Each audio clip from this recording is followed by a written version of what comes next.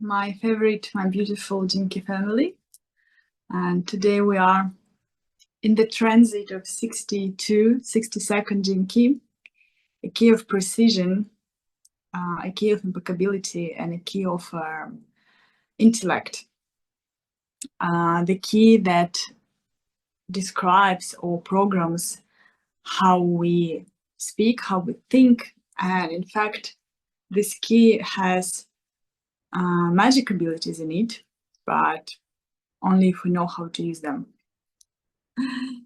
Otherwise, the magic goes, if it goes into our own hands or in our own way, then it creates more distraction than impeccability and harmony. And this is, I would say, a very powerful key, as this key is the one that can literally create a reality. You know, like I have this system, creator course, I've telling a lot about this, but if we would say what's a creation, how it starts with the right word or intention or even thought. And we can find this roots even in ancient texts that says that, for example, the first was a word and the word was God. In fact, I watched one video recently that said that somebody who was comparing the Christ Bible, the Quran of Muhammad. Yes, and Vedic text, and it said that there are only three things, only three sentences, kind of only three things that the same in these different texts. And the first thing is, of course, they said in a different way, but the meaning is the same. Is that the first thing that's created? The first was a world, and the world was God, or like versions of it saying that, or like that in Vedic, that's also like the world, the thought, the consciousness created everything. So it means that, and it's God, and it means that in fact this key has ability to create and to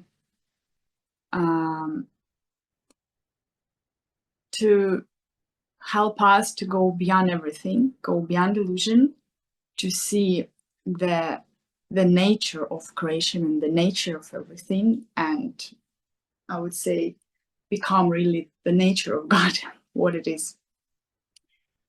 But it is a journey, as we always know, a journey from shadow to given to Siddhi, a journey from very much uncomfortable feelings and emotions to higher state, and a journey that help us to become more of who we really are. So the shadow here, as I said, is intellect. The shadow intellect, the gift is precision, the Siddhi is impeccability. The program partner is 61st Jinki, the key of also mind, and the key of psychosis, and the key of the way how we create not intellect but religion in a way to control the world and to control ourselves. But 62 is also the one, or sorry, 61, the one that's trying to find its way to God. And if say 62 is more masculine, it's the 62, the shadow of 62 Jinki will be represented as a dominance of a masculine polar, and intellect as the name, the shadow here. Then the 61st shadow psychosis will describe the dominance of feminine polar, and but any dominance, let's say any imbalances in our systems is what gonna create disharmony. So we need to learn how, in fact, to create a balance, that the balance between our mind and our heart, balance between in our brain, and the balance in our life. And But yeah, let's say like this, that the intellect will always connect with psychosis, because the more we, in fact, try to intellectualize everything and understand from our mind and find logical like solutions, the more we create psychosis in our life, in ourselves. This is how we feel, and in our life, and the more we, in fact, trap in ourselves. So, and this is, as I said, it's going to be an example of the dominance of the masculine. And in fact, it's funny, is this key, the shadow of this key, is something that in modern world can be can look like a good thing, can look like something that gives you like a good quality, or give you some pride about yourself. Oh, I have such a strong intellect, my IQ is so high, and like I'm so strong in my mind, and I'm so good. But in fact, this is from what we see from this key, this is in fact what creates a big trap, and in fact a deep suffering and pain into something, when the intellect, when the mind is not using to the service of the heart. When the mind is when we use our mind and our intellect to serve the heart, that's what the message of this key, that the masculine serves feminine, the mind serves heart, then we have harmony. But if the mind serves only itself and its own stories and ideas, and intellectualizing everything and try to make it more and bigger and grow the concepts, and then argue with others because I have this opinion, you have another opinion, and we're going to argue and try to prove that who's right or wrong, then it's create a disaster in a way. And this is the world we're living in. So we're kind of in a big, how to say it gently, in a big process of transmutation of humanity. Or how Rishidrat is saying that we are like we're between the eras. We're like in the gap, because the old age doesn't exist anymore. The time we'll discover it later a bit more in details, but the world when it was only one, the oneness, when we didn't split yet, this world not exist anymore, because we already split it. We have masculine, feminine, we have duality we're living in, and we're not yet on the other side, where the new way of living and rising in consciousness will be through Trinity. But we are like in this gap where we, in a way, in the unfavorable position, because we are in duality, and duality will always create for us suffering until we learn how to transmute and how to, in fact, to go beyond this. And this, what this key can teach you, can show you the way how to do this. If we, yeah, as I said, we will go into this journey into the transmutation of the intellect. And so as always, while you're watching or listening, I invite you to feel yourself, to feel into your body. Maybe you can write down something. 1 second. Sorry. Write down something if you need. Thank you. Or just meditate and see how your intellect works, what the concepts that you're holding on, how you try to feel safe through the mind, and if you have what rising in you, in your body, in your sensations, when we in the contemplation of this key, what does your body show? Where is your intellect? And yeah, just go into this journey today, as again, any transmutation of the key happening not because we understand it logically, that's what intellect tries to do, but because we allow ourselves to feel and to observe and to bring love and our attention, our awareness into our shadow. Because if we don't bring our attention into our shadow, or any wound that we have, then we will try to make others see it, like we will seek for attention of somebody else. But in fact, we have all we need to transmute the shadow. We have all we need to come into the gift. We have all we need to observe the shadow and embrace it, and then it will itself be transformed into the gift, into the high frequency. The first step, just to remind a little bit of the art of contemplation, the first step is always to allow yourself to feel, allow yourself to see, allow yourself to be with any discomfort, allow yourself to give as much time as you need for this process, and allow everything that's alive in you and everything that was suppressed to come into the surface. Allow yourself embrace all it. Allow the love to come and to nurture you, and allow the love to transform any discomfort that you might feel here. And in fact, if we speak about this from perspective of the shadow of intellect, this shadow of the intellect exactly will not allow this to happen.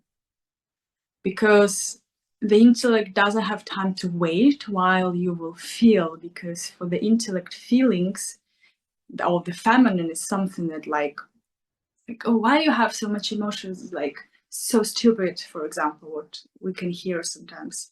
If the man is very in the masculine, not connected to the feminine, then he can't, for example, or even women can't accept its own emotions, of course, can never accept the feelings of others.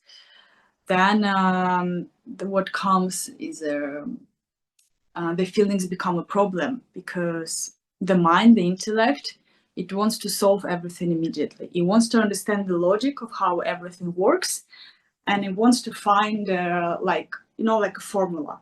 Like, okay, what's the formula can be used here? But for example, when the masculine deals or connects with feminine and with the nature of life, the universe itself, it means there's something that is chaotic, unpredictable, and never can be understood. Because we can't understand, for example, feelings by using our mind, because they're not logical. The same as like our subconsciousness is not logical. You can't understand your feelings, you can only feel them. The same as you can't understand the universe, you can just be in the present moment and feel everything that is happening through you, in fact, and how the God expresses itself through you. The more we try to understand or predict or control and predict for the future, because it's how also intellect will work. It's the logic in human design, it's the part of the logic channels, mental logic channels, and how logic will work here. It always tries to predict the future. It wants to find like the way how make things work so future will be safe. But in fact, by doing this, it sending to the universe frequency that I don't trust the life, I don't trust the spirit in me, I don't trust my ability in any moment to create anything, and I even don't trust that in fact there is God is working through me. I need to control, and I need to understand, and I need to know that future is safe because I control it, because if I control something, that I'm safe. And by doing this, the person is cutting itself from all the abundance, all the love, all the blessings, all the quantum leaps of universe, everything that is ready, but the one cannot receive it if it tries to control it and make it happen through the mind.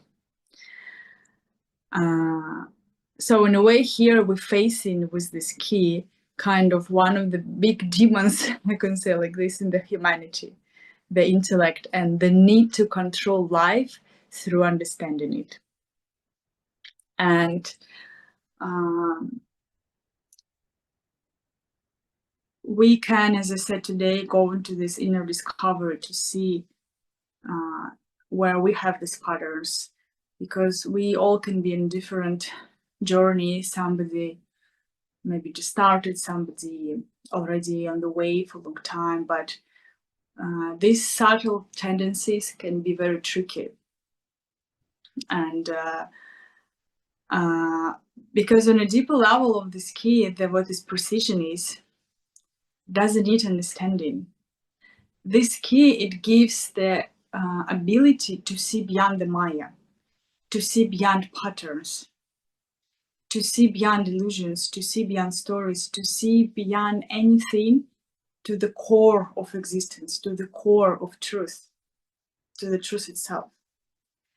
This key has ability to see in a way that it has absolute clarity of deeper understanding, not mental understanding, but cellular understanding. This is something I'm going to cover soon, of what the life is, of what the existence is. And yes, if we speak about understanding, then there is two ways of how we can understand something. There is a mental understanding, that is intellect, that is the shadow, when we understand something from our mind. And then we think that, like, kind of we get it. When in fact it's just stayed in our mental body, and it's like it's not going anywhere. And until it's become a wisdom in our system that can happen only through experience, then no matter how much like baggage of information we have, in fact, is just trapping ourselves more, because we have, you know, like you have all this weight with you carrying, but you're not, it's just bringing you that more heaviness, and even more separating you from the real clarity. So in a way, this key would say also like throw it all, because wherever you collect it, in fact, you need to see that by trying to hold on it, you created more suffering for yourself. You thought that you collected something good, but in fact, you made a prison for yourself, because this is how you separated yourself from direct experience of life. Because the direct experience of life can be very shocking for the mind, for the intellect, because it's again beyond the mental understanding. It's understanding in a cellular level. This is a deep knowing from a cellular level. This is what the wisdom is, in fact.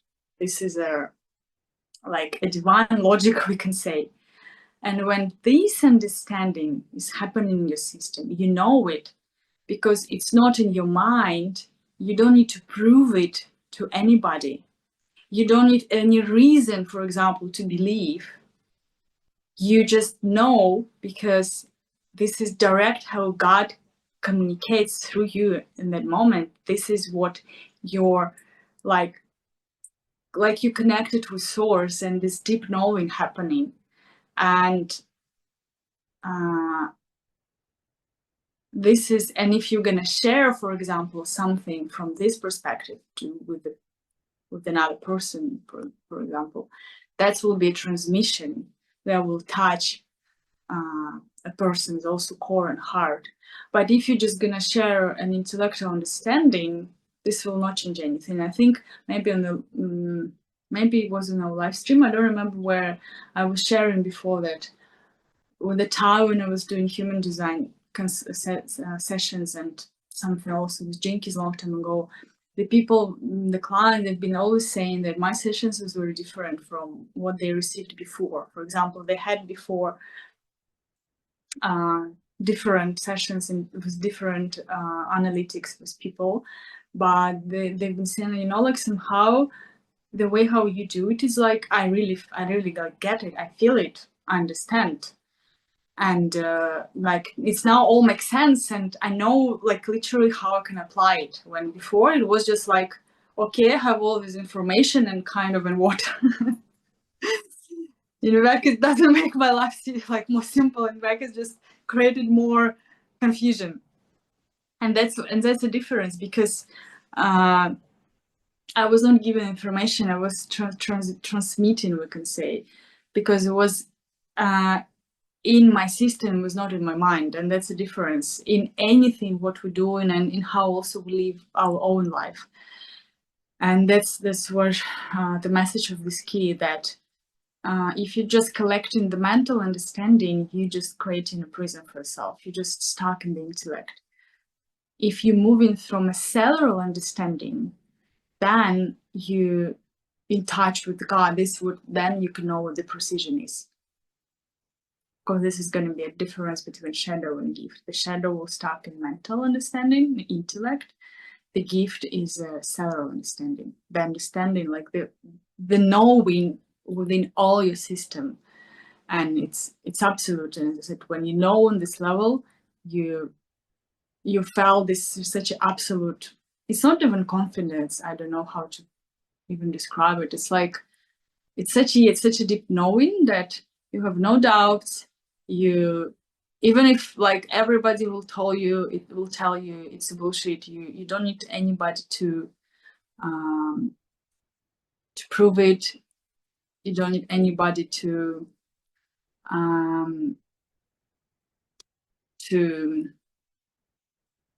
you don't need to prove it to anybody. You don't need to describe it to anybody. You just know on a very, very deep level. And this is, as I said, this is not going to be a difference between intellect and between the gift of precision. And one more thing that we can say here is that this key has, in fact, this key itself, if we will not now look in the shadow gift of Siddhi or just look at the key itself, it has very beautiful way of really dealing with numbers, with facts. And as I said, this key itself, the one that created a word. And what do I mean by this? That in order to understand something, or let's say like this, we need something to be named. We need to have a name for something. So we can, in a way, understand it, we can share about it, and we can even know that it exists. For something to exist in reality of our Maya or the Maya, it needs to be named. Because if there is no name, then we can't grasp it, we can't share about it, and we can't understand it. And we can't connect with it. When we're already on a Siddhi frequency, for example, or even on a higher stage of the gift, we don't need words. We can, it's like in some traditions, the highest teachings, they are given in a silence, because there is something that never can be put in any words. It can be put in a sound, for example. There's also sometimes it's just a sound. It's like in a Buddhist and Dzogchen traditions, for example, the transmissions can be just through one sound. And but this sound kind of penetrates all your being, because this is a code. So this key is the key of the code. Like in the Matrix, when the guy been sitting, when the operators who've been checking when somebody was going into the Matrix, and they've been checking like these numbers running through the computer, and they could see in these numbers like how this all was programmed, and where's like the enter point, the gate point, and like all these things. So this is what the 62 Jinki can do in a way. It can see all these numbers, all this illusion of Maya, and can see beyond this. That's why I said this key is a key that can either lead us to breakthrough, or can make us absolute stuck in all these details and all these ideas and in the Maya itself, by identifying with all of it and thinking that this is the truth, this is the reality.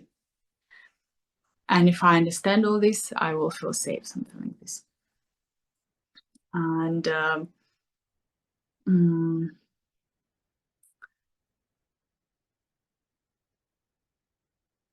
imagine that every your thought is creating a reality for you immediately. And in fact, it's happening, just we have here the time gap. But in fact, the more we have our abilities, the more energy we have, and the higher our consciousness, the faster is the creation is happening. But then we need to become very, very careful with our thoughts, because not even words, but even thought, because the thought is also a frequency. Because everything starts just to manifest itself. Because your thought is starting to have a real power of creator, a power of God, that the thought, the consciousness manifests in itself. That's why I said the first was the world, the world was within the God, and the world was God. And I would say if we really understand this sentence, we would understand what the 62 gene key is and how to use it and how to come to impeccability. Understanding, again, not from the mind, but from a deeper understanding. And the deeper understanding can happen only when we rise our frequencies, consciousness to a certain level, when we can, like, we grasp this, let's say, dimension, and we not anymore separated. It's not that we look at something and we try to understand it, we feel it. It's like how it described about this key, that the difference between shadow and gift is that, when we look into something from our mind or from our heart, when the intellect looks into the tree, it sees the tree, it sees the leaves, it sees the colors, it sees all the name and the details, because this key, in fact, is the key of the details. When heart looks into the tree, it feels the life force in the tree. It feels the magnetic field that this tree is generating. It feels the aliveness and how it connected with everything. And in fact, the heart can communicate with the tree and also receive some wisdom. I remember moments when I've been developing my abilities and I was going to some ancient trees that be like I don't remember how much exact years old, but like very, very old. And I could spend hours in meditation with the tree, receiving a lot of initiations and wisdom and clarity. And even sometimes orgasmic experience with one of the tree, but this is another story.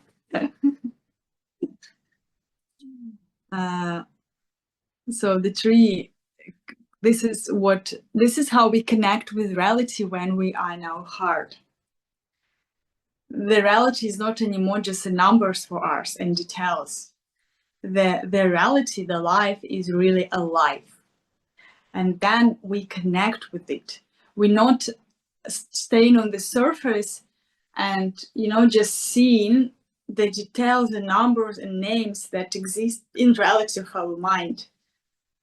We can feel what is beyond our mind. We can experience something even if we never read about it or heard about it. If it does not exist in our mental conception, we can still connect and feel and receive something that is beyond our understanding. And this can be possible only on the higher level, let's say, of this key. And so it can be a trap and it can be a liberation. And only the way how we will use this key will determine the path that we're going to go. The path of collecting the details, because you said this key is a key of the details. It has the ability to see all the details, and in fact, it has the ability to organize the life. If we see on the human design level, it connects the 17 key that is in the Ajna chakra, the vision, the mental also concept with the throat. 62 is in the throat. It's expression through the thought. And what it's doing is the 17 is the one that has a vision. The 62, it collects all the details. It's organized vision to help it materialize, to help it manifest from the vision, from like the soul level, energetic level, to to a reality through organizing the details and knowing how to build it. But again, as I said, there is the rule that happened that the mind should serve the heart, that the details that we are looking for, they need to serve the higher vision, not just us try to collect as much information as we could. For example, there are some kind of people who they will go and receive all the readings that possible. Human design, Jinki, Vedic astrology, Western astrology, like tarot system, I don't know, Badzi, I don't know what else exists. Jyotish, I think it's Vedic, like whatever else has existed. Different numbers, numerology, whatever. And like all in 1 week, because I want to understand kind of myself. This is going to be an intellect. And then it has all the details, but without really applying it into life and without living it, it just became a heavy weight for us. Or it can be a person who maybe received 1 or 2 readings, but it really started to experience and applying it in the life, and this what helped the person to change his life, for example. And this is going to be a difference. So yeah, maybe we will have now a little moment of break and sharing and contemplations, questions or feedback, whatever you want to share, what is alive in you, how you feel this key, how do you feel your intellect works, anything that is relevant for you right now. If you want, if not, then I will continue.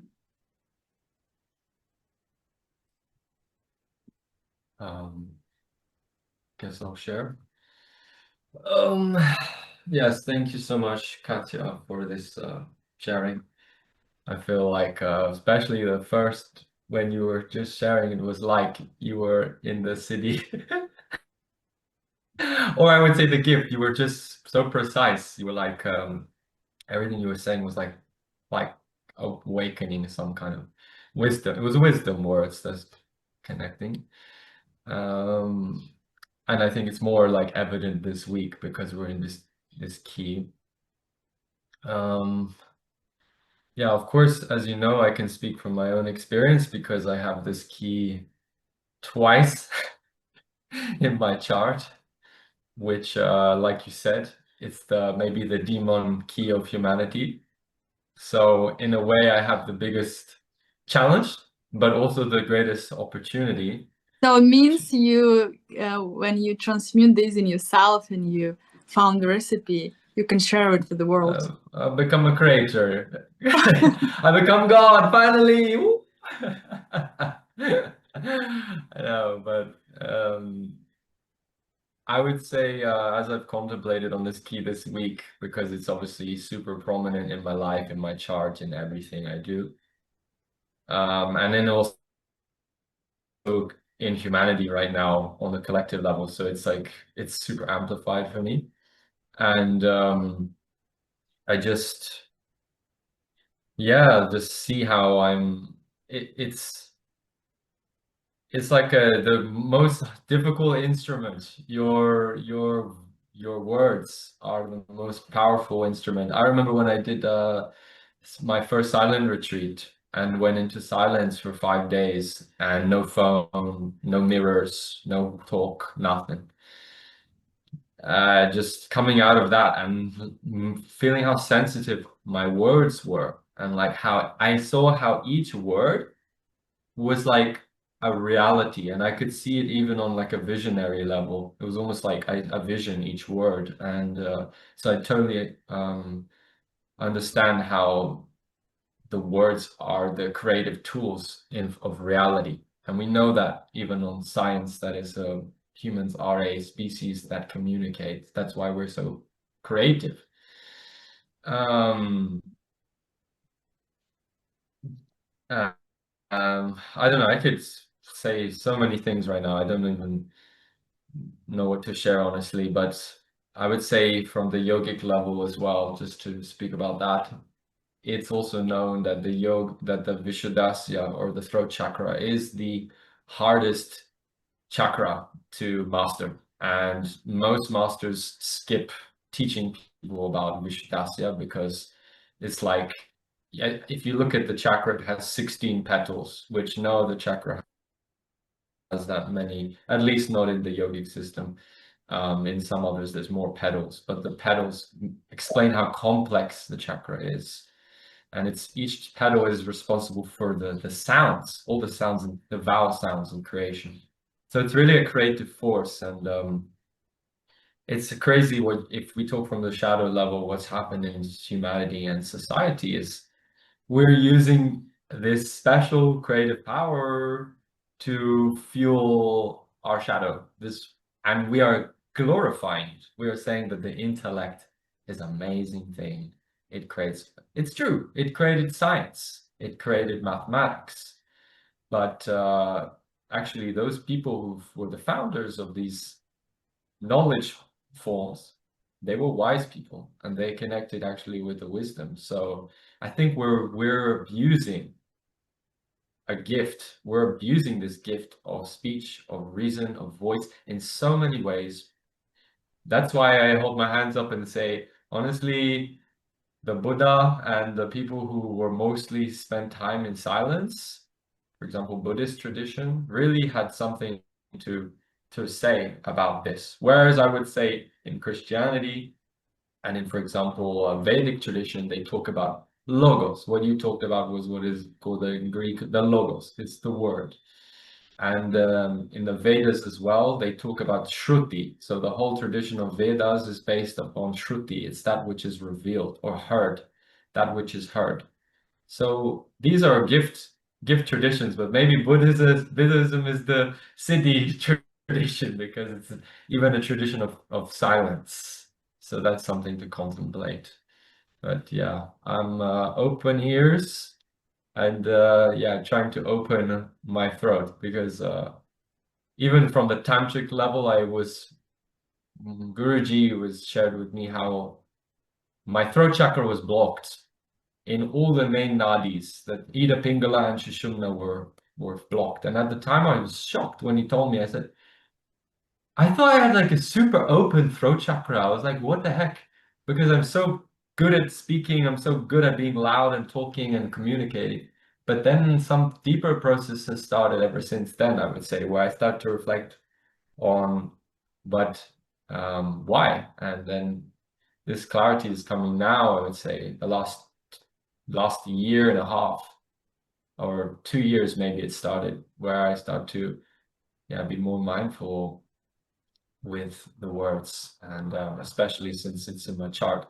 I remember and I'll say the last thing, I remember one person told me, I said to her, yeah, my throat chakra is blocked. And she said to me, it was one of my teachers, she said, she's very wise. She said, well, that maybe is because you actually have a more responsibility, that you have a greater gift. And she didn't know about gene keys. She just say she didn't know my chart, but she said you have a greater responsibility. Maybe that's why your chakra was blocked.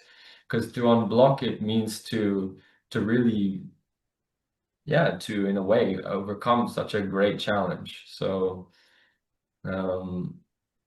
yeah, we all should be wise and careful with what we say, how we say it. Because as Katya shared, it's connected with everything, our thoughts, the reality, the creative principles, and yeah, with the codes of reality itself. That's what I feel to share. Thank you. Thank you. Yeah, thank you. I was having quite a nice contemplation while you were talking, and you know, putting some light on like how much I live in the intellect, like regardless of like all my practices, and I meditate every day, and I have a level of awareness, but I think my sort of go-to place, the place where I spend the most time, is in the intellect. that's just like my kind of baseline configuration. And of course, it's very much in the culture I come from, and it's also being at home. It's more to the forefront. It's more present. Like, you know, you're in the mind. You talk about things. You intellectualize. That's sort of how you think you understand things, and that's how you know make yourself relevant. But so yeah, I guess for me the challenge is to get more into the feeling part, like you said. Like I like the allegory with the tree, not just to be able to understand all these components, but actually to feel it, you know. And I do have a level of that, let's call it muscle developed, but like it's when I was contemplating on it, it's like it's still weak compared to the intellect. And the intellect for me, it's yeah, it's great to be able to analyze stuff and all that, but it's reached a point where it's actually exhausting, you know. I put too much energy into that, and I'm constantly thinking and analyzing, and yeah, you just generate a lot of baggage. Like if you don't balance that with action and feeling, and I mean there's many components to it, then it does become you know something heavy. So it's just nice to sit and contemplate on that as you were speaking, and as always, you know, it's the topic is timely because, you know, I'm at a friend's house, and last night, like a lot of conversation, a lot of, you know, yeah, a lot of like intellectual, not that the conversation was overly intellectual, but like you're resting in that energy, you know, and waking up today like feeling a little bit like exhausted actually. So yeah, as always, on point. If I add to that, I don't know, I think Katja maybe disappeared. But yeah, I so totally sympathize with you, Martin, because as someone who comes from as well like an intellectual family, like my my mom and my dad are really so intellectual, and I don't mean to say they are intelligent, but that's another conversation. But the intellectual part of my mom and dad's mind, this week this key is just made even more so what is already present in my dad and more so in my mom. I just like, is there already enough intellect in the collective, in my family, and then trying with this key, I'm like, this is shaking my head, and as well because it's my core wound and everything, I'm like shaking. It's so thanks for sharing. And like literally what to do every day after dinner is to play like this trivia game, you know, like quiz. It's literally like the name of the game is like Besserwisser, which is like the German kind of derogatory slang for someone who thinks they know better, right? It's like know better in German. That's like it's like a word, you know. And I like I pretty much win every time, and it's like and I can feel myself like tensing up, like I want to win. I want to squeeze my sisters. I want to I get aggressive, you know. So yeah. Thank you for sharing with you, and it feels very on point of what this key is. And also I would say that there is a difference between intellect and intelligence. We think that being intelligent means to have strong intellect, but in fact, the stronger we have intellect, the less intelligent we are. Because again, it's not about how much information we have, how much we understand everything from a logical perspective. It's how much we can apply teaching in the present moment, how much we in the present moment, how much we feel what's really needed right now. Because let's say, for example, as about throat chakra and about speaking, we can speak, you know, like for example, when you speak with somebody or like even with a group of people, but if we're not in the present moment, we will just put all the information we have onto them. Like we will speak kind of onto somebody, when there is a difference when we really speak with somebody. Then we feel what exactly we need to say right now.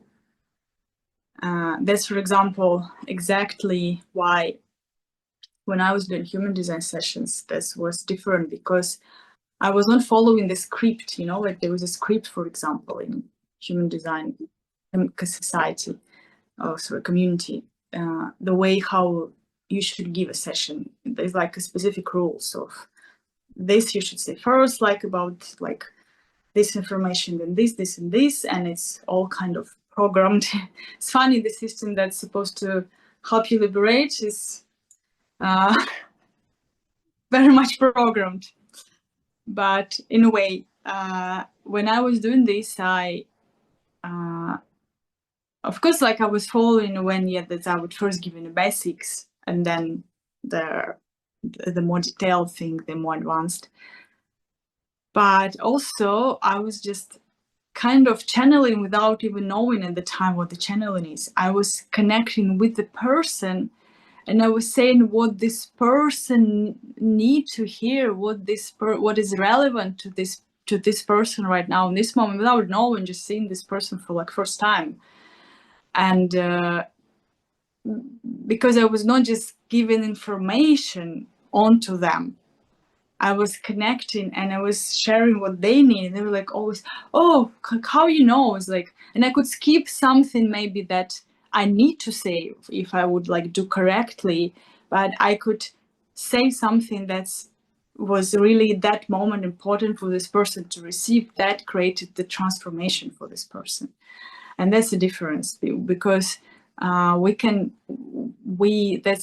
we can, let's say, use this throat chakra, because then we know what exact detail is needed right now, because I connect in the present moment with this energy field, in fact, with the energy field of this person, and I can read it, and I can give what's exactly needed, because it's not about how much I give, it's about what I give, it's about the right quality. And in fact, this is also connected with this key, because how it said in the ancient time, let's say these keys are a lot connect with numbers and how we use numbers. And then the numbers, they are the codes of God.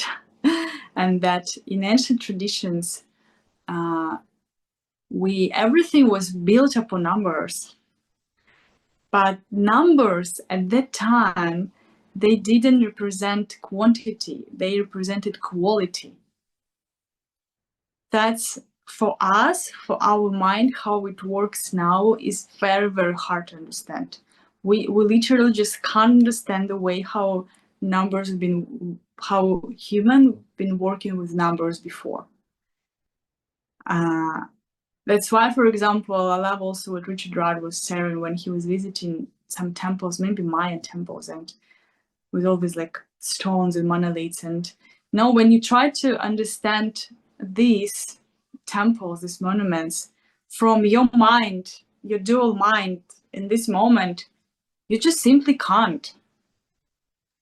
You just can't grasp it, because it was created from a different mind. It was created when numbers mean quality, when every stone was like a geometric code, and the codes that are put together to activate something. And yes, when we know how to, for example, really connect with this place and read the energy we can receive, but if we just try to intellectualize, we will not receive anything. We will think it's just some stupid, or at least, okay, it's beautiful, whatever, but doesn't make any sense, because for the mind, doesn't make any sense.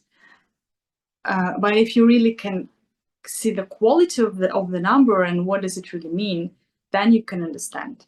That's the same as in Kabbalah tradition. This is where tarot, the numbers of tarot based on every number represents some quality. There is even a system, I know it, so some also, not astrological system, but some system also about like personality identification that's based on the tarot, and on like the quality that every number has, and on the shadow also level, and on the kind of gift level. They have two levels, like a plus and minus, they say, like something like this. And when we see numbers like this, we not see something that is just playing and like just like a linear. We see something that is alive, that carries energy and carries information within it. And this is what the really numbers are here for. That's why I said, like, this example from Matrix, when you see this like codes kind of, and for you, they're not just numbers. You see the codes. That's why when the system that I'm sharing creator codes, that's why it's at creator codes, because there are codes. And I was blessed in my life to have a quantum teacher that's but working with just learning from her was extremely challenging, because she was not explaining. She was destroying all that I already had in my mind, all that I already created, all the understanding, all the meanings, all the numbers, all the stories. And she was guiding to this quantum field where my mind was fucking freaking out, screaming and saying, no, I will die, because there's no way to understand it. And only when all the attempts, all the pain, all the resistance, everything burned, that took not a one day, not a week, and not one workshop. And only when, it's like I get tired of fighting, then the surrender happened. And then I kind of get transferred to this field. And then when, like, from this perspective, you understand this is something that it's like you really can't express it in a linear way, because it's not like mental understanding. It's like you see from the God's eyes, and you can't really put it in a linear way, because it's when everything exists at once, and it's absolutely paradoxical. But this is when the spirit feels really alive, and finally feels like, I can breathe now. I finally can breathe. Yeah, can I add to that? Yes. I totally sympathize with you, and I told before that my throat chakra was heavily blocked, and I did sadhana already. I did chakrapani process where I unblocked this throat chakra, and it was a huge shift, because chakrapani is for your kundalini. It's to help your kundalini pass. And when I got to throat chakra, it was the worst. Like, for no, it's not like it's a physical thing, it's not like, oh, I have to lift a weight, it's horrible. It was something so subtle that was beating me up from the inside. And it's to do with like space itself. I would say when I connect with Vishuddhasya, it's more like it's mastering space element, Akasha. It's to do with Bhuta Shuddhi, the purification of the fifth element. And this fifth element is like, you can't see it, it's invisible. You can only try and you work with it through sound and through space element. And when it got unblocked, I just remember, like you said, just like, oh my God, I don't feel shit anymore. I was like, I feel some, like, there's no more chain on me. And it wasn't just like a physical thing, but it was something in my experience. I was not anymore feeling there was a level of like, I had control. No more life was controlling me, but I had control over my life now. And of course, there's the integration process and all the things like that, but definitely every time I've touched upon this chakra, it's the one that fascinated me the most, because of course it's connected with me, but it works in a space that's not, it's just not something tangible. I can't touch it. I mean, you can touch it, but it's in a different way of touching. It's sort of there and not there. And as well as a chakra, it's working like more on a horizontal plane. So it's not some sort of like normal linear thing. It's more of a horizontal thing. It's more like my environment, my space. And I know what is going to work more on, more than anything. Actually, yeah, it's here. So I'm glad I have a quantum master as my partner, and as well, I think, yeah, it's super good for people who, this is, I would say, what's fueling the quantum revolution and the jump in humanity, I think, is these people who, light beings who are now coming to the earth and are way more speaking from the logos. They're way more in touch with the word than ever before. It's like a renaissance. It's like a new rebirth of the word of God, because before it was put to shit. We went through the scientific age, intellect hijacked again, but now it's sort of like the cycle is returning, and now the word is becoming blessed again. The word is becoming holy. Yeah. Because the world is a frequency.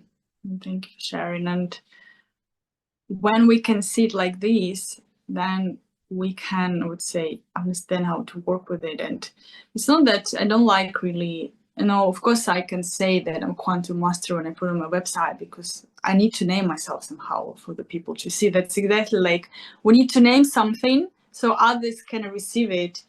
But it's Bush, not that you are a quantum master. Come on. not that I think like this, because in fact in this field there is no master. It's like there's nobody exists who can say like this about it's him, or like myself, for example, because it's just that's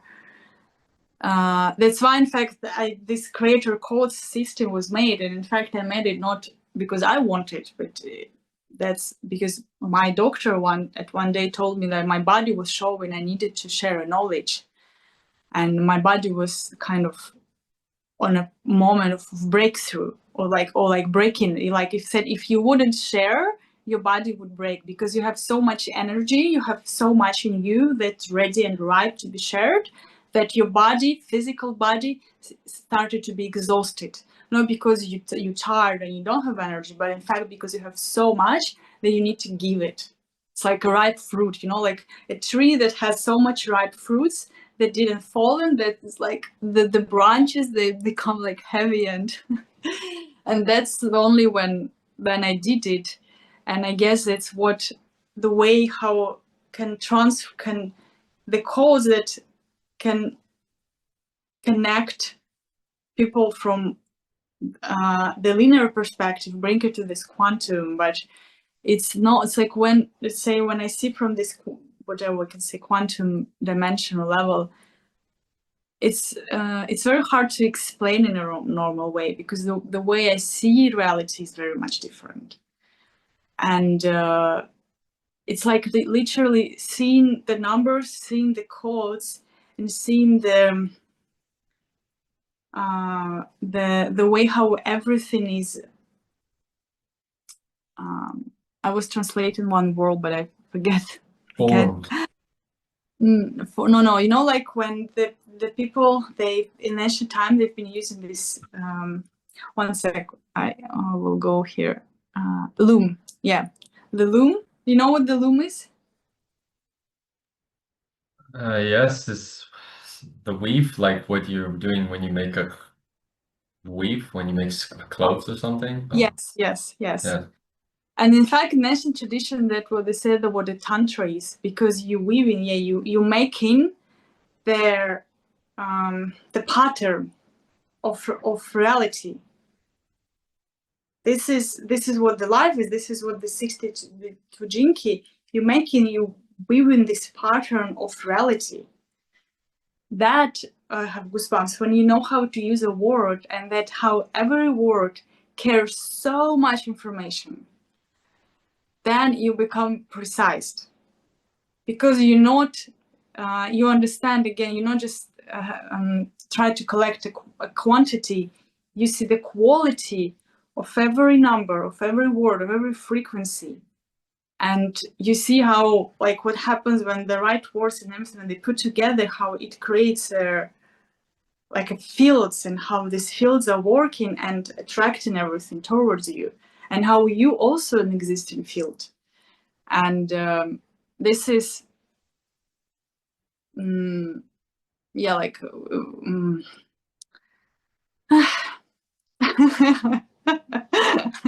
this is very different of normal seeing the reality, but this is in fact that when we come to precision, this is how we start to see that every word has a deep meaning. The same as a sound, for example.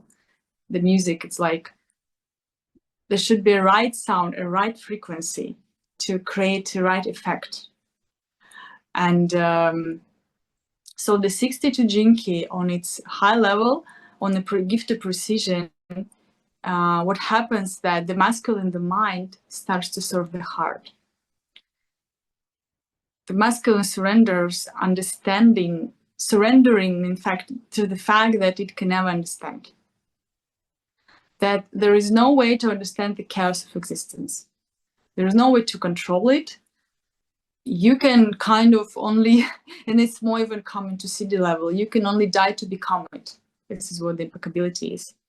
Because, yeah, maybe I'll share when we go into more in the Siddhi, but if we're saying to the gift, we start to use the intellect towards our heart tells us direction, our mind creates a structure.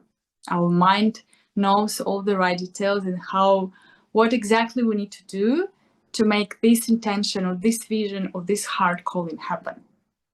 Then we become a master of reality, because we kind of, as we're using this loom, we creating with every action, with every word, and even with every thought, it becomes so accurate. You know, for example, there is also another Jinki that also from in a logic way, in a logical perspective of keys and Jinki, the 9 Jinki, the power of detail, also the power of small. Sorry, the 9 is the power of the small, the 62 is the power of details, and in a way, for me, they're a bit similar, or they have something familiar in them. And I have this 9 Jinki, and it's like how I see them, it's their, you kind of know exact formula, you know, like in a chemistry, you know exact what you need to take, how much to create the effect. Because if you took too much or too little or different element, the magic will not happen. It has to be precise. And this precision comes not from understanding.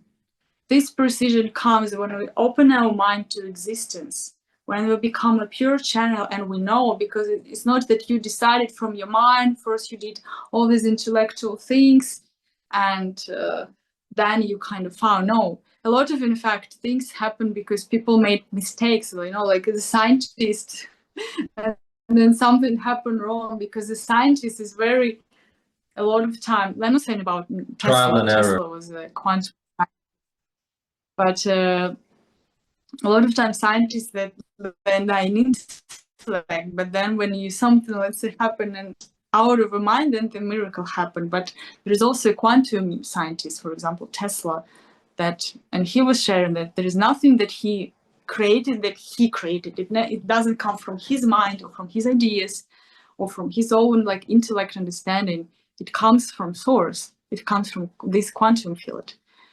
And what it will require your complete death and surrender.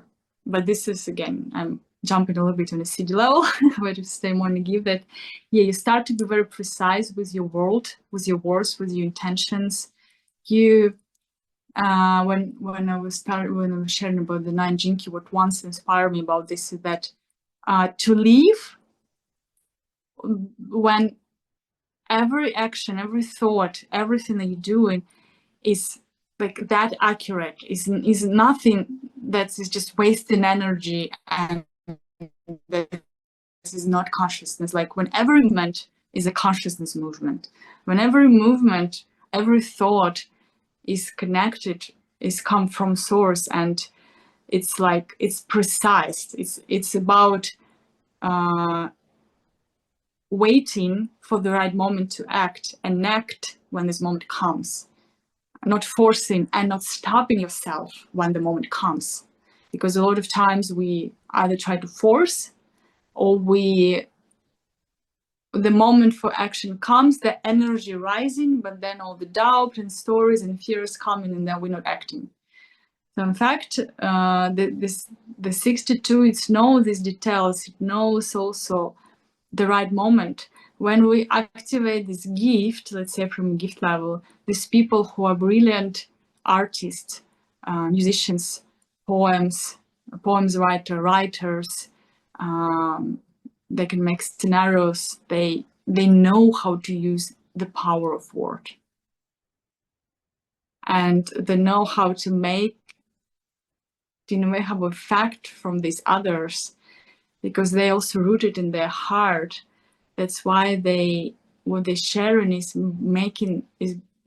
creating so much effects. It's people who can be teachers, the people who can really influence a lot, because that's what they're here for.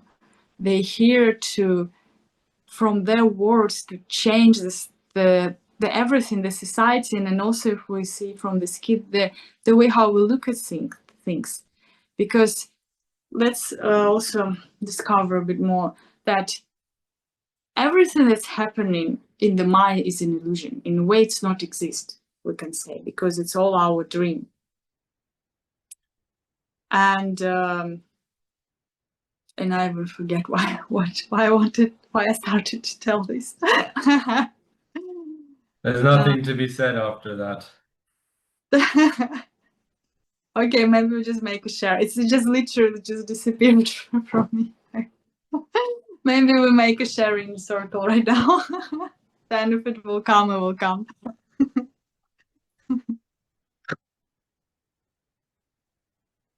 Maybe you can share about what is the ring of no return and why it's called no return. Because I think you just say, in a way, this thing like you are like, it's all a Maya.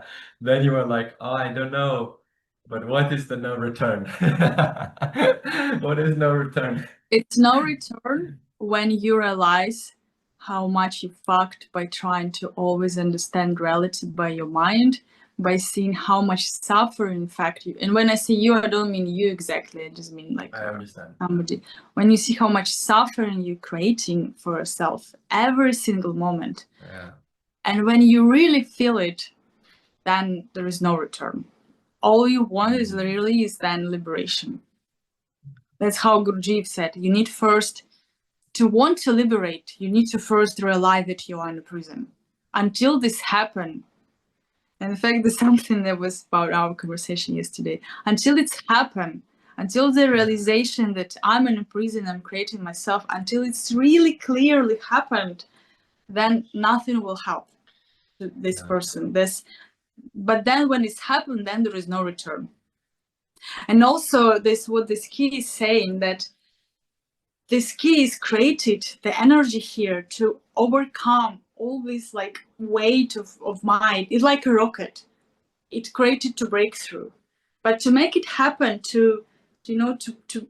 let's say to rise our consciousness above all the trauma, ancestral, collective stories, past lives, everything straight to the source, we have to build like a rocket certain fuel in our system that then will make this like quantum leap happen. That's why in fact we're doing the practices every day. We think that, oh, it's just helping in my daily. No, it's also we're building the fuel.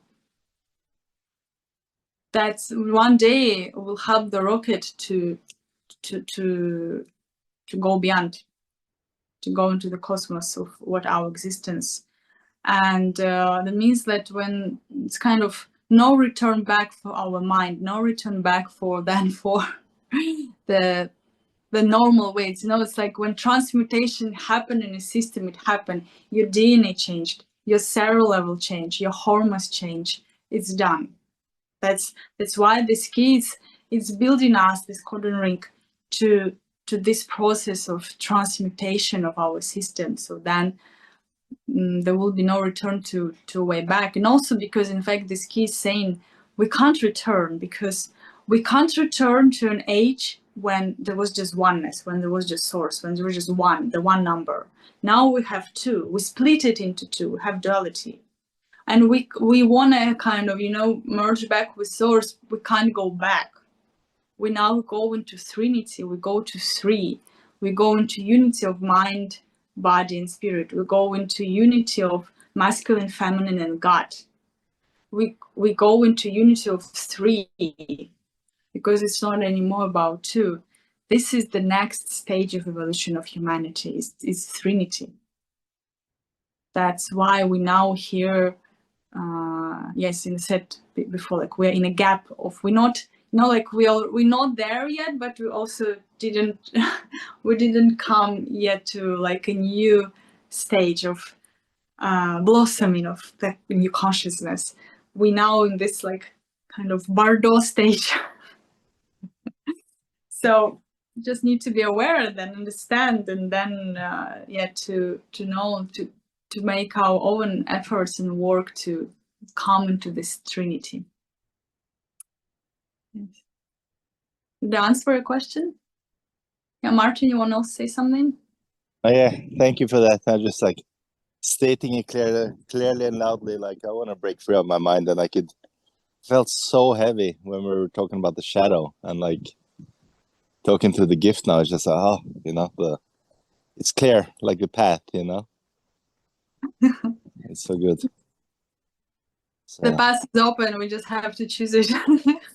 yeah, and like you keep, like you said to me many times when looking at my chart, like this what's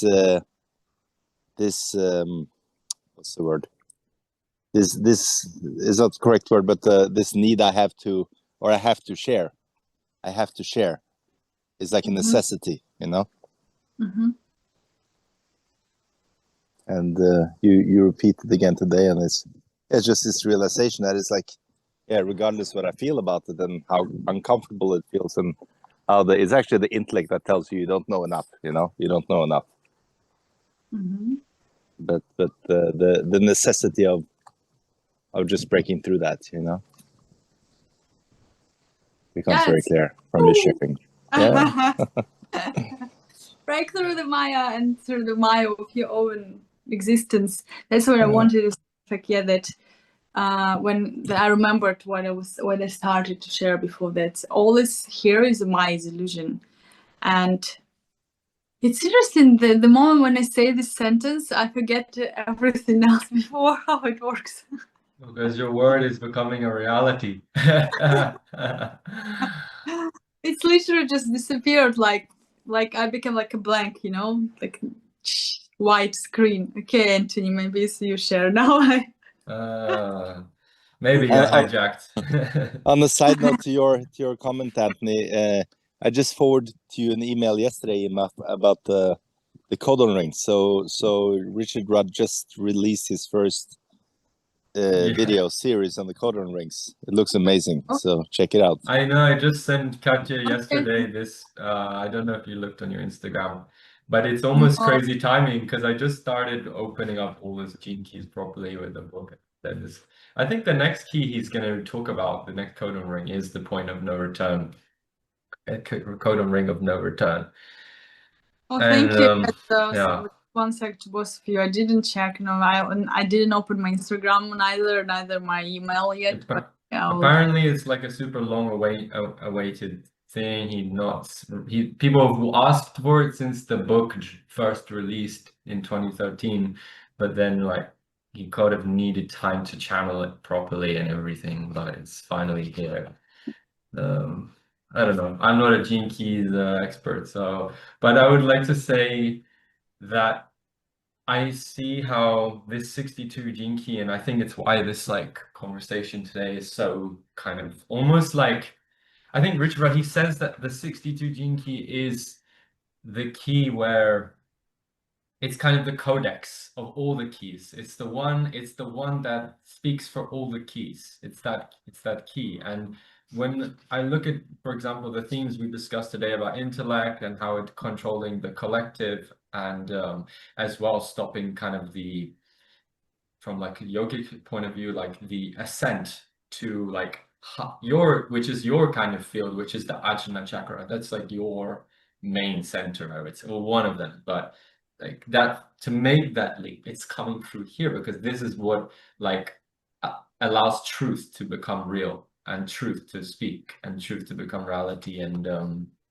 yeah, when I was thinking of this point of no return, I remember I did this like course online. It was it was the first classical tantra thing I ever did, other than read the books. But it was the first I was working with one guy, Raja Chowdhury, who does Sri Vidya, which is like the worship of the Tripura Sundari. It's the goddess Tripura Sundari. And I remember when we got to Vishuddha, he just said, this is when you become a Skywalker. Because he said, and the depiction is always that your head get chopped off. So when you do these mantras to connect with the Vishuddha, it's like you're decapitating yourself, because what you're doing is you're removing your ego. You're cutting off your head, your mind, essentially, and you're becoming like the Hamsa, the swan, kind of something like this. That it just totally makes sense. It's the sleep. Like if we look at the human physiology, we have the body. Then once we get to the throat, it becomes hollow. It becomes thin. So it's like this little narrow passageway, and this is why it's so tough and so tight to get through. But then once you're through, well, it's a different state of being. But before that point, it's still kind of, yeah, as you know, as what we've discussed.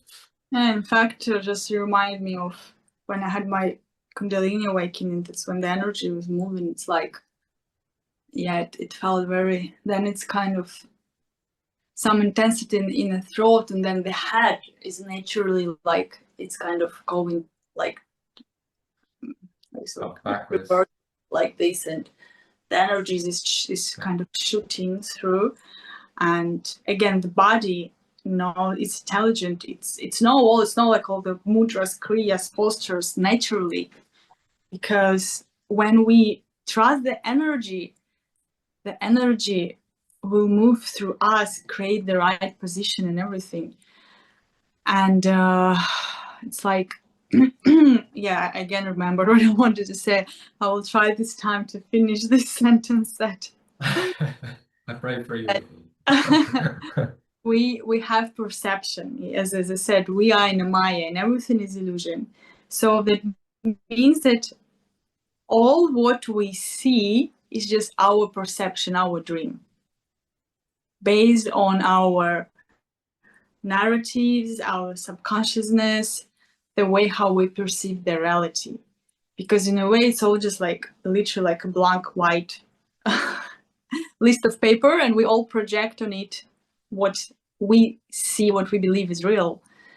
That means that on a relative level, let's say the first thing we can learn to, by changing our perspective, to change the reality. In fact, I had just yesterday a conversation with one of my old clients, and she's now started to use this tarot system for her work, for her she's director of one of the like kind of office in some system, and she started to use this to understand more the energy of her employees and people who work in her team. And she said, wow, I'm so fascinated, because like I always felt intuitively, but now I even see why this person is like this, like which task I need to give to this person or to this, and what will work to motivate this person or this person, and because like they're just so different. And then we spoke also about, she said, we learned, we had this like in our company, sometimes there are different tests, different like psychology things. And she said, but I don't really trust them, because, for example, we worked with her for quite a long time. She said, before, for example, I was one type, but after our work, when we made like kind of making the test every year, somehow the test showed that I became another type. When the psychotherapist will tell that your type can never change in that direction, like this, your type can't change. But in fact, because we changed so much of her subconsciousness and her patterns, her way of thinking, of behavior, her tendencies, her awareness changed. That means her type changed. And then we had this whole conversation about, we can reprogram anything. that and we can go in even deeper. This is when we go into the Siddhi, that we all watching a dream. Doesn't matter if we like it or not in the moment. We can have different emotions about it. We can change our perspective onto something, but it's still a dream. And this is in fact what, last session we've been speaking about Buddhism. The Buddhist tradition, in fact, it will also have a strong mind, because it uses the mind to liberate itself and to learn to see the nature of the mind. In fact, it teaches about the 62 jinkies, because it teaches you to see beyond illusions, beyond numbers, beyond everything, to the nature of existence, to the nature of the mind, to the core of the mind. This kind of a penetrating force, like a sword that goes through all this. This is where also the 62, like Kijinki and Siddhi, will be. The energy that, like as I said, is the sword, is go beyond all this. It's because it became so clear, your clarity, awareness came to a certain level. When it's so clear, the clarity came that it's all just such an illusion, not from a point of arrogance that, oh, it's just an illusion. Because in fact, this is another thing. As in Code and Link of No Return, I think it's also, there is the key of 31, a key of arrogance in the shadow. So when we have intellect, we have arrogance, because we are thinking that, oh, this is my ideas, this is what I learned, this is my IQ level, and I'm so proud of it. We create an arrogance. But in fact, the Siddhi here will teach us humility, the Siddhi of 31st Jinki, because to really become as a God, we become humble. It comes from love. And then the 62 also key, the gift in the Siddhi, is saying the only way to break through the matrix is through love. The only way to learn to see beyond illusion is through the love, is through the heart. There's no way you can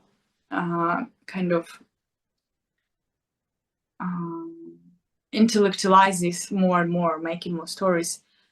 When you see from the eyes of a heart, this thing should happen.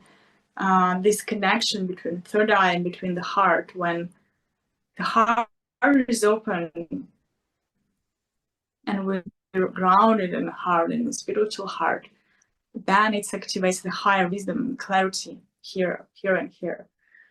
If the heart is not open, for example, if a person will have activated third chakra, and I had this experience in my life, but the heart is not fully open yet, this creates arrogance.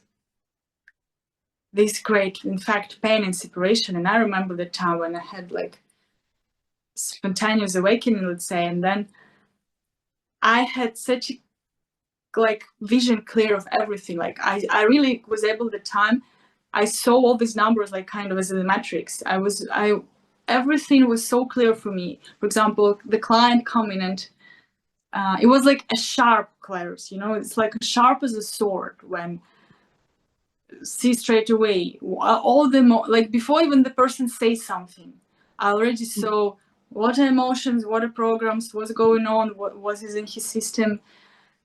But if it's not with a session, because of course if I'm giving session, I'm more coming into like the channel, but it was not a session, then in a life, just like my human life and like relationship and everything, I started to become very arrogant, because there was not enough understanding and capacity in my heart how to use this clarity, how to use the sword in the right way.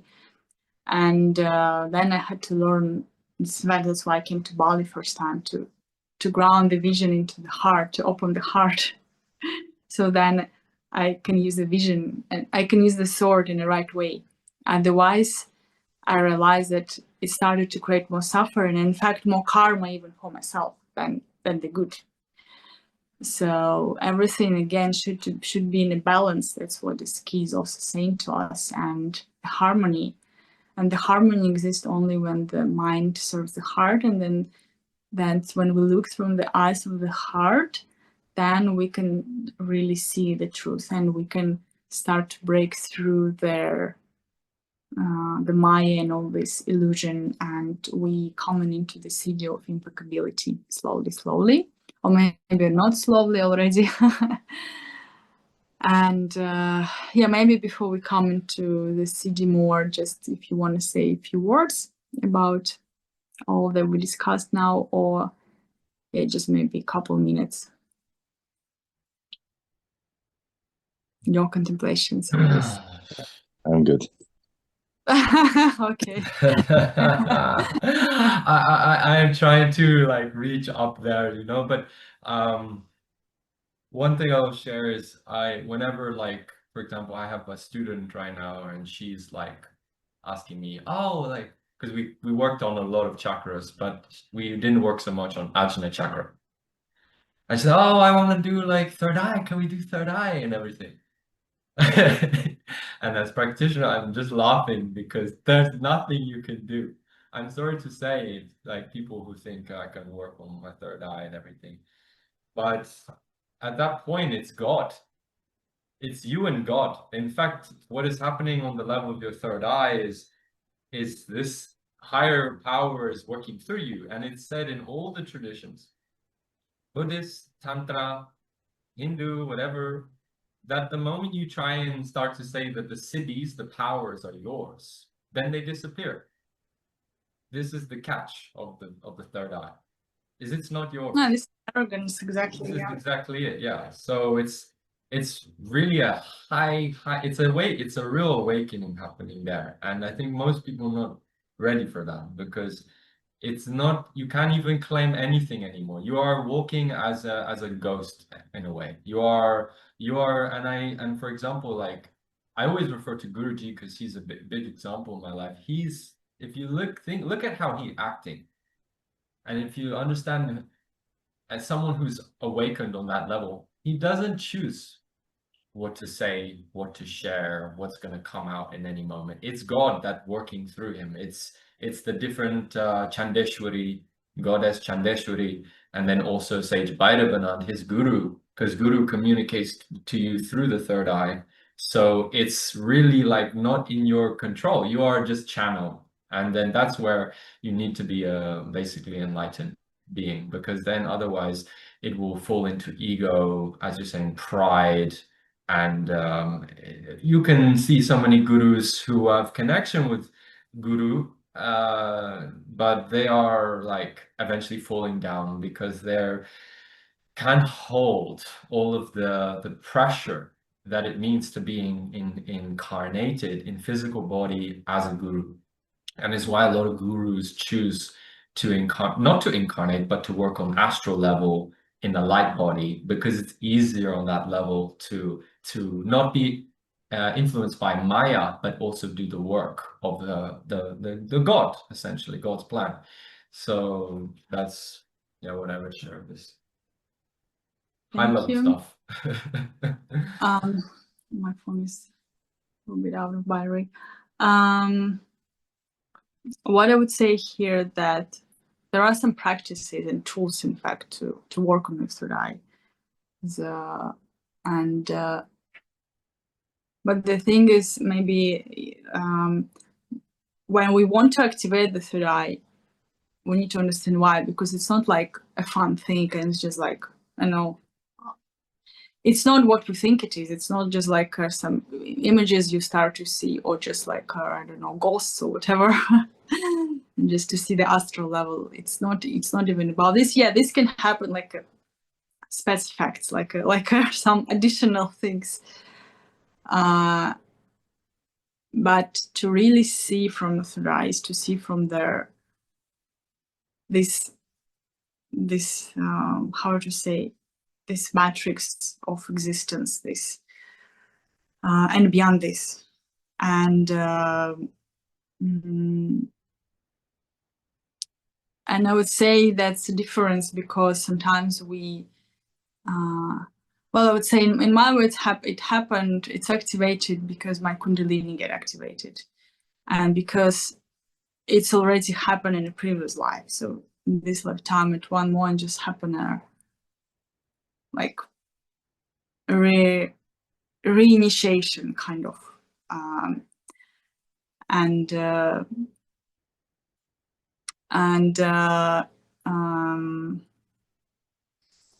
when we speak about the Siddhi of impeccability, in fact, we come into a point where, yeah, I like how the Richard Roth said here, there is nobody at home.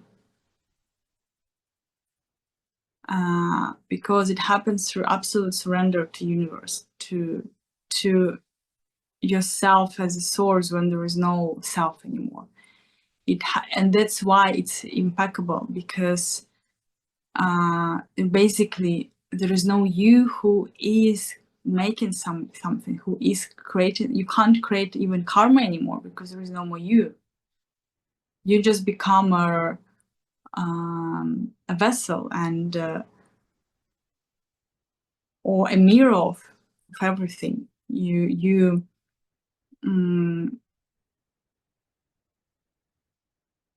not anymore, let's say, identified with the Maya or with personality, but it's happened the full kind of identification with sort, not identification of from the ego, like when it's created a spiritual ego, and when we had sometimes some experiences, and then our spiritual ego is coming and say, no, now I am this, then we act as we are this, but we already dropped and we just try to pretend that something exists when we're already in a different state and feelings and everything.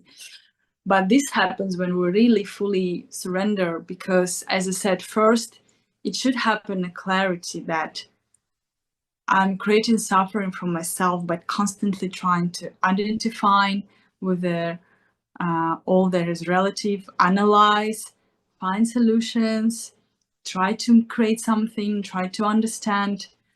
I'm so much harming myself that I'm absolutely done with doing this any 0 second again. Only at that moment the real surrender can happen. Only in that moment we're really calling for the God or the Holy Spirit or the source, because we realize that first I can't liberate myself in a way, because it's not me, it's divine self. It's the God liberating itself through me, or like liberating me, because it's just helping to see that me is illusion. And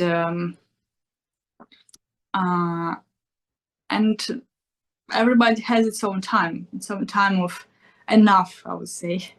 It's it always comes to a certain point in our lives when enough is enough.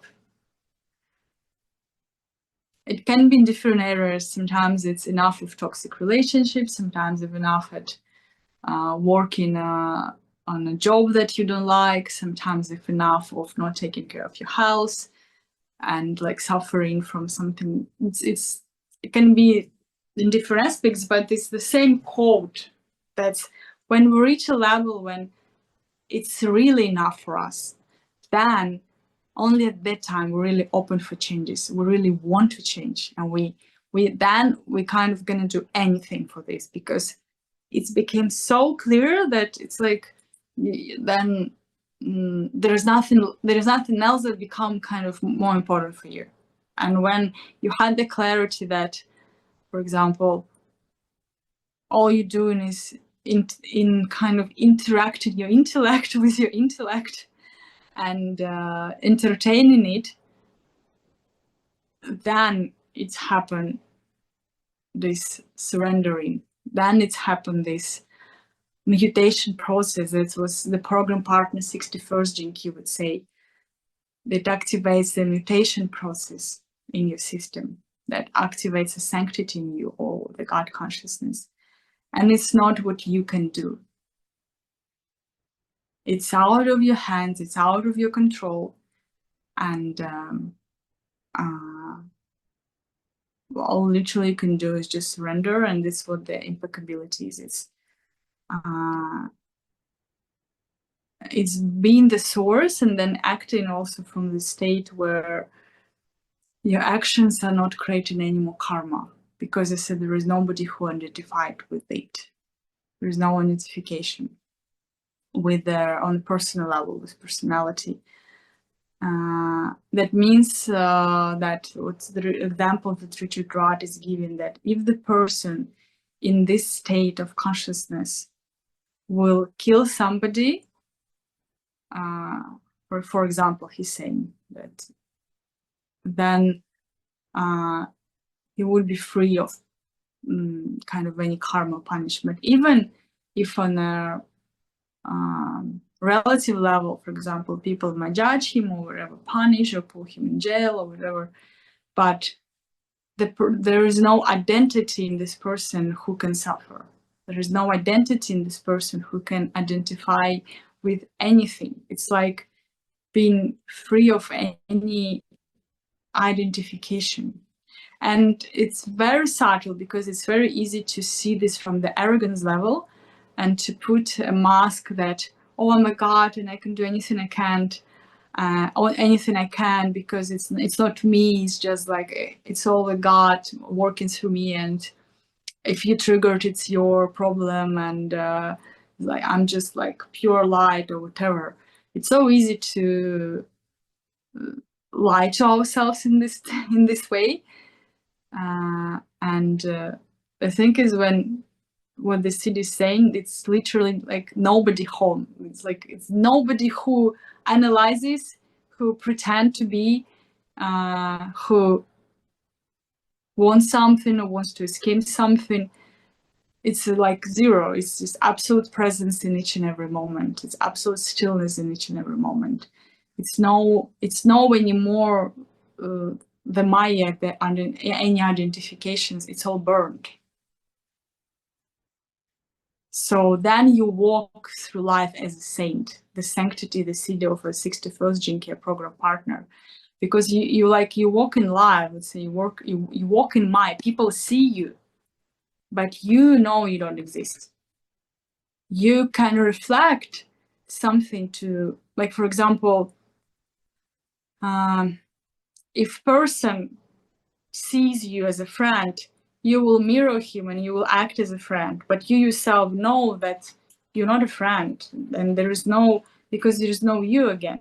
Or if somebody will project into you something else, you will just mirror. You become, that's what again this in the Buddhist tradition, you become just a pure mirror of everything, and there is no you here in this.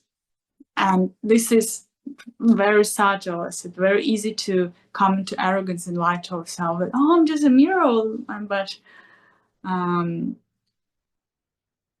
thing is, if we lie, we will create more karma. If it's really happen as I said, impeccability, then you're really free, and that's going to be a difference. And that's the difference, that you can't even think that, oh, I'm just a mirror. There is no even this thought can exist. You're not pretend to be a mirror. You're not trying to be a mirror. You're not identifying with being a mirror. In fact, you also have love to everything. Even if you act as a friend or as an enemy, or like what can look on the surface, you have absolute unconditional love and compassion to everything, because you see that it's all aspects of life, of Maya. It's all, you're full of love. That's what this key is saying. The only breakthrough here from unconditional love is the only recipe that can help you. Nothing else will help you to come through this like subtle point, because only love can guide you. Only love can carry you on through this gate, kind of. And yeah, maybe it's time for meditation. Yeah, ready? Yeah. Okay, so then let's find our comfortable position.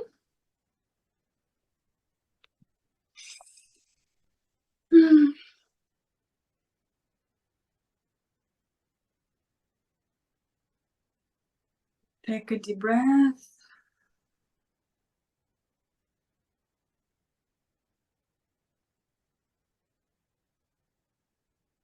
Feel how energy is moving through you.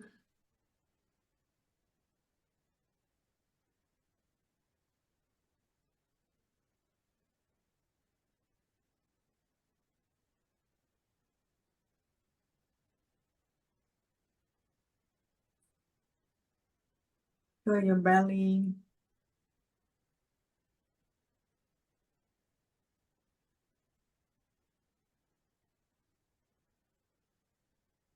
Your feet. And your root chakra and your roots that are going deeper to the soil, to the core of the earth.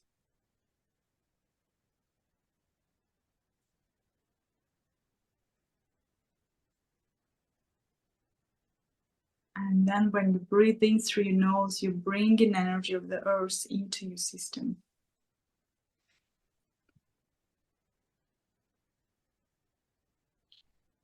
You bring it higher up.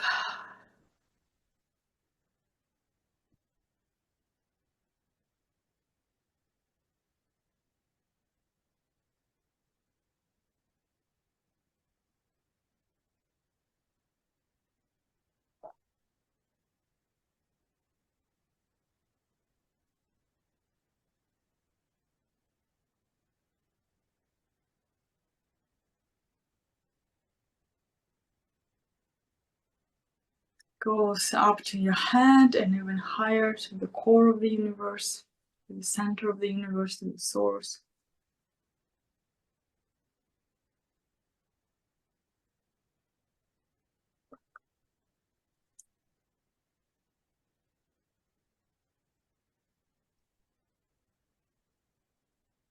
And then it's going down the energy of Father Sky. You bring in the energy of Divine Masculine Principle into your system, into your being.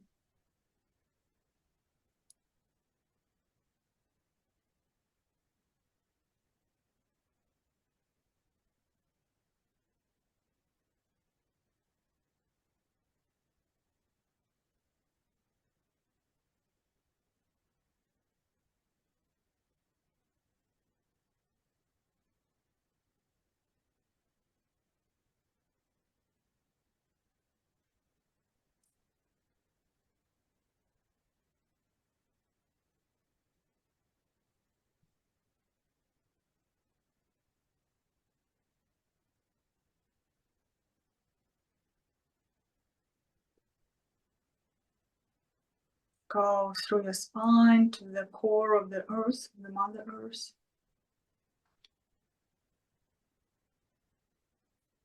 There is a light in your heart and a ring of sphere around you.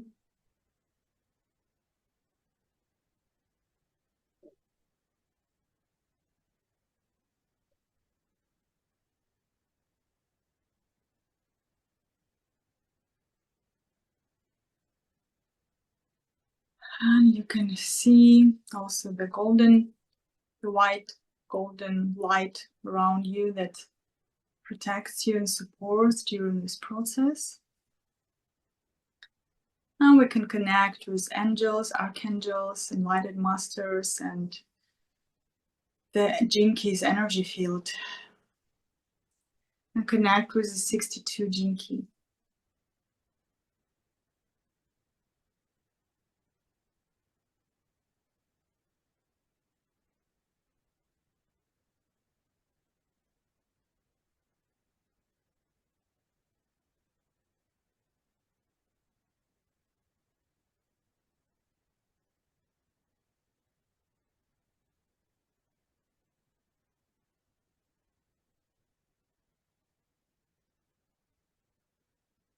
And with the shadow of intellect.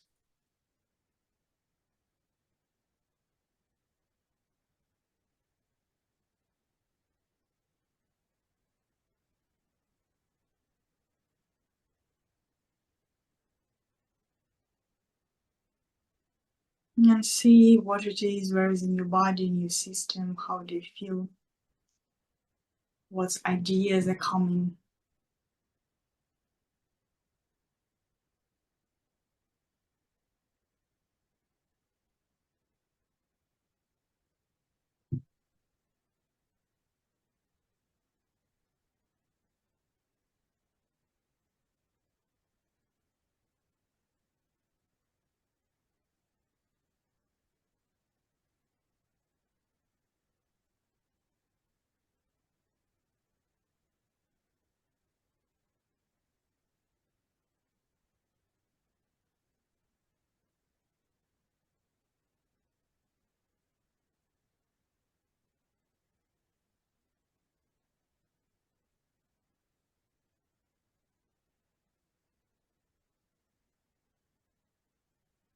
What is the intellect?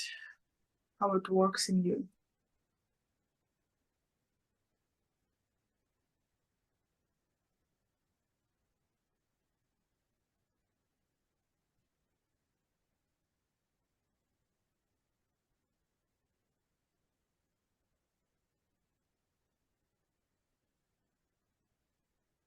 And give the love and compassion, your attention, your love and awareness to this frequency.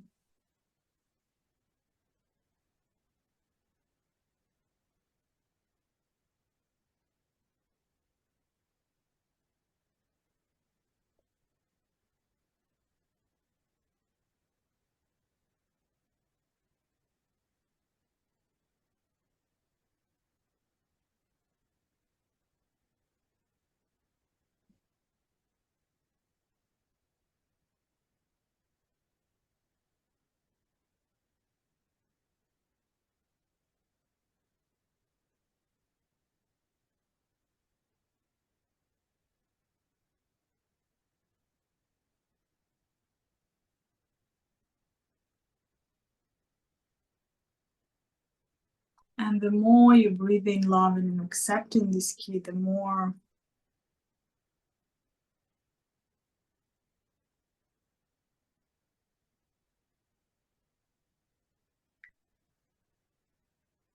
the frequency was higher, the gift of precision.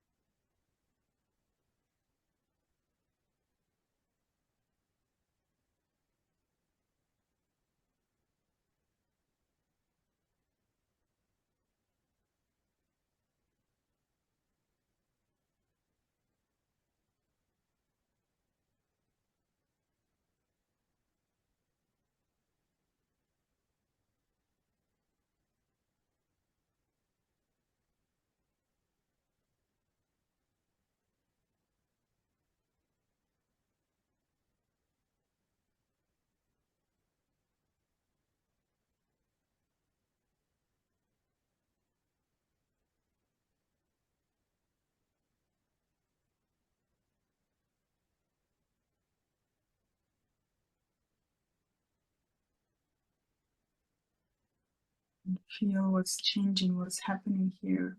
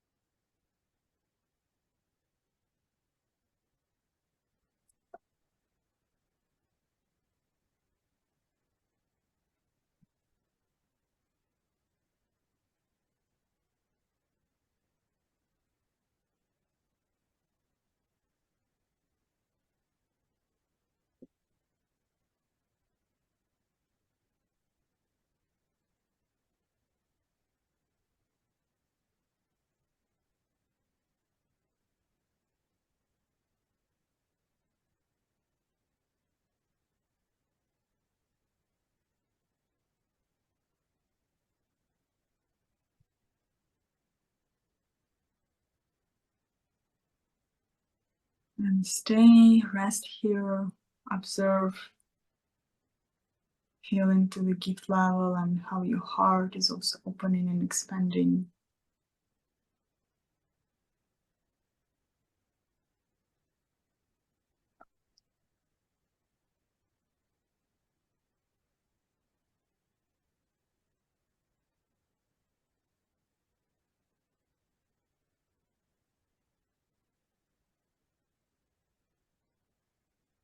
And then taking another deep breath and coming into the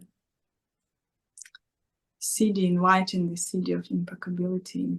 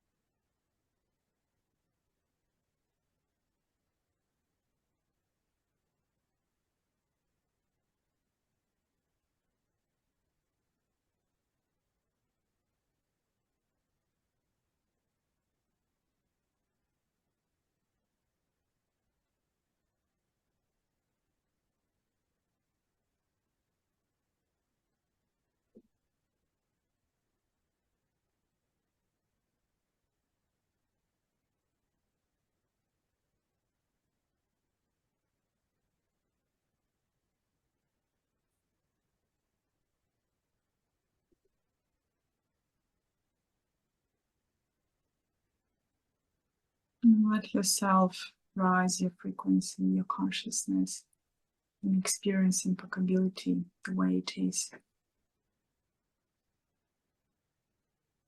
Without stories or ideas, just in a pure presence.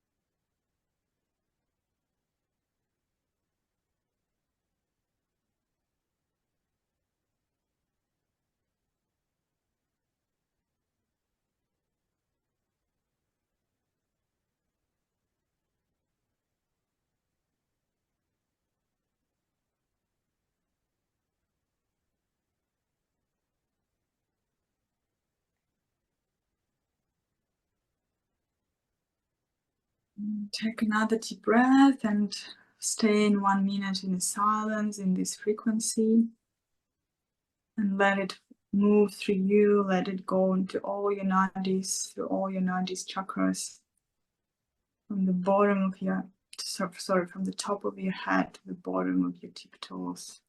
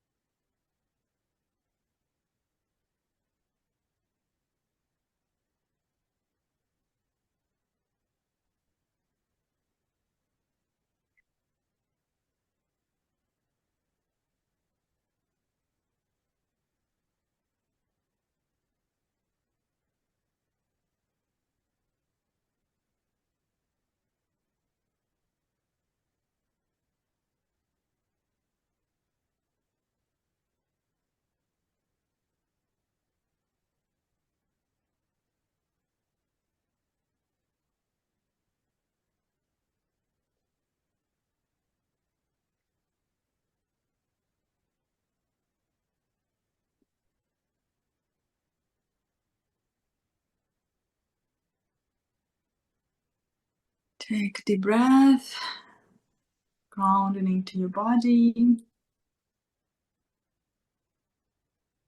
And one more. Feeling your heart and sending love from your heart into all the directions. Sending love to your loved ones and to all existence. Take another breath.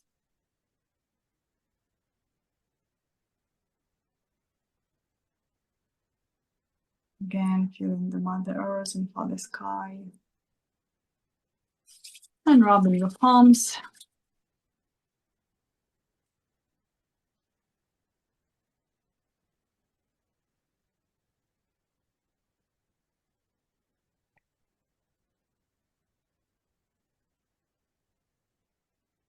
Put into your face.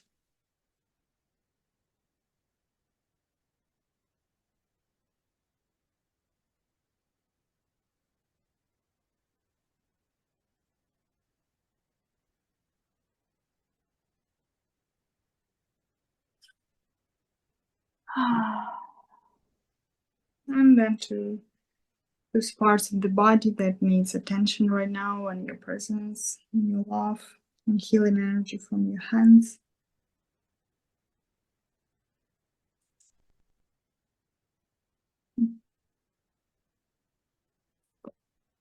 And then when you're ready, you can open your eyes. If you need to stay more here in this state, you can stay more.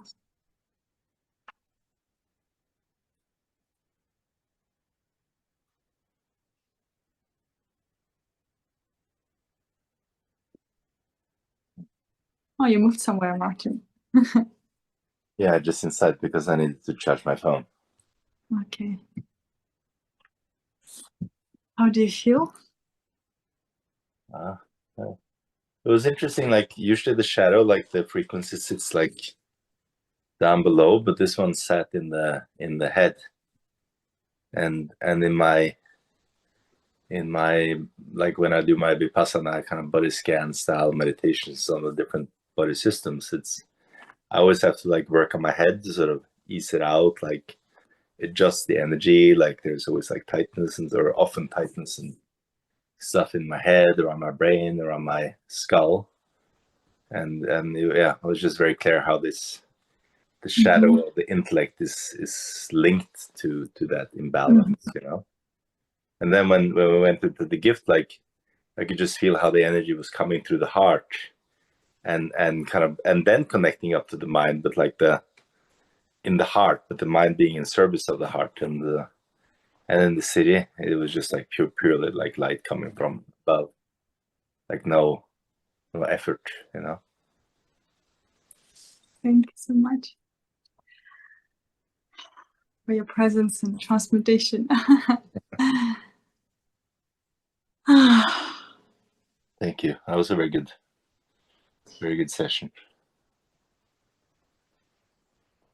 We all have, I think, strong mind and also strong heart, so it's our work to make a balance.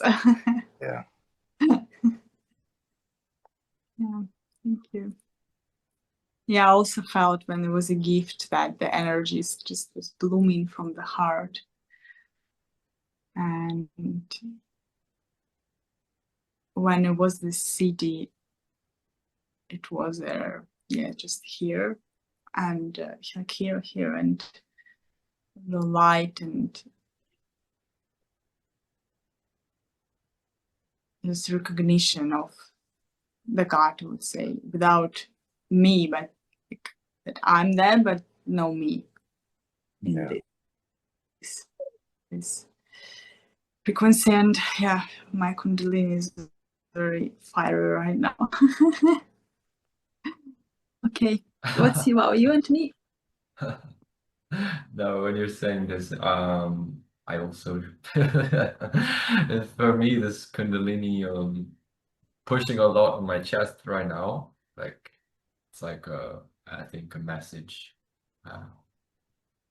that this key is. I think the underlying thing I feel from this key is that it's like really it starts or ends in your heart. It's like that's where really this shadow needs to be dealt with. Because everyone, you know, is speaking like head to heart. And then like Martin said, it wasn't down below, but it was from mind and then coming into gift, bringing it into your heart. And that's the thing. I wouldn't recommend anyone try and go further than your heart. Because in fact, your heart is the only is the is the limit to where your ego or your sense of self can really be. The rest is God. So yeah, that's for me my final takeaway. Thank you. Thank you for this beautiful session, for your presence, and I'll see you next week. See you next week. Bye. Thank you so much. Thank you. Thank you. Om Namah Shivaya.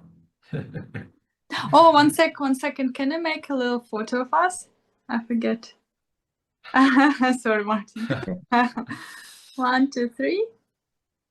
And just one more time. Okay. Mwah. Thank you. Bye. Have a nice week. You too.